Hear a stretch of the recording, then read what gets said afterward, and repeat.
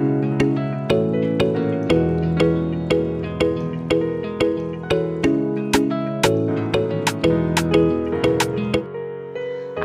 আলাইকুম, নতুন রান্নাঘর চ্যানেল থেকে সকলকে শুভেচ্ছা। আজ আমি হাতে মাখা কলা আলু ঝোল রেসিপি করে দেখাবো। তো কি কি উপকরণ নিয়েছি দেখে নিন, প্রথম থেকে শেষ পর্যন্ত স্কিপ না করে দেখুন।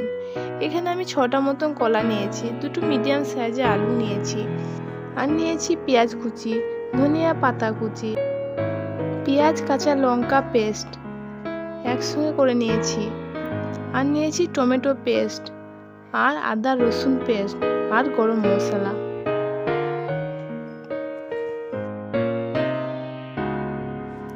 দেখুন প্যানের মধ্যে আলুগুলো দিয়ে দিচ্ছি, আর দিয়ে দিচ্ছি কাঁচা কলা,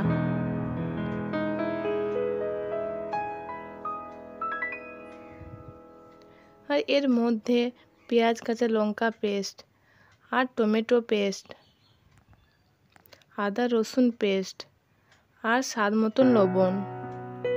আর এখানে দিয়ে দিচ্ছি 1 টেবিল স্পুন হলুদের গুঁড়া, 1 টেবিল স্পুন শুকনো লঙ্কার গুঁড়া, 1 টেবিল স্পুন জিরে ধনে গুঁড়া, আর দিচ্ছি 2 টেবিল স্পুন সরষের তেল। তো হাতে করে আমি ভালো করে মেখে নিচ্ছি। তো দেখুন 15 থেকে 20 সেকেন্ড পর্যন্ত আমি এইভাবে মেখে নিয়েছি, তো রেস্টে রেখে দিয়েছি। এবারে আমি ফ্রাই প্যান গ্যাসের মধ্যে বসিয়ে দিয়েছি, ওর মধ্যে পেঁয়াজ কুচিগুলো দিয়ে আমি ভেজে নিচ্ছি।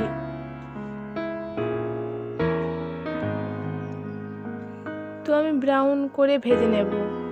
তো দেখুন আমার ভাজা হয়ে গেছে, এবার আমি নামিয়ে নিচ্ছি।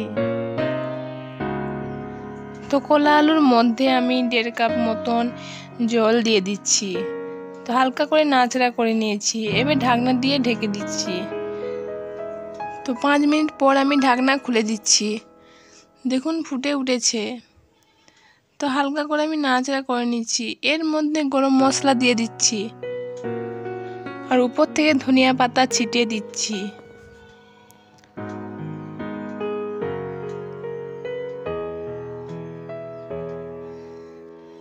খুব সুন্দর ফ্লেভার বের হচ্ছে। এবার এর মধ্যে বেরেস্তা করা পেঁয়াজগুলো দিয়ে দিচ্ছি, তো ওর তেলগুলো আমি দিয়ে দিচ্ছি। এই রেসিপিটা ভালো লাগলে লাইক সাবস্ক্রাইব করে দিন। এই রেসিপিটা হয়ে এসেছে, এবার আমি গ্যাস অফ করে দিচ্ছি। এবার পরিবেশন করছি। কলা আলুর পাতলা ঝোল। এই রেসিপি গরম ভাতে দারুণ জমে, তো বাড়িতে ট্রাই করে দেখবেন। খেতে ভালো লাগলে শেয়ার কমেন্ট করবেন। দেখুন খুব সুন্দর কালার এসেছে। তো এইভাবে হাতে মাখা কলা আলুর ঝোল খেয়ে দেখবেন, খুব টেস্টি ও সুস্বাদু হয়।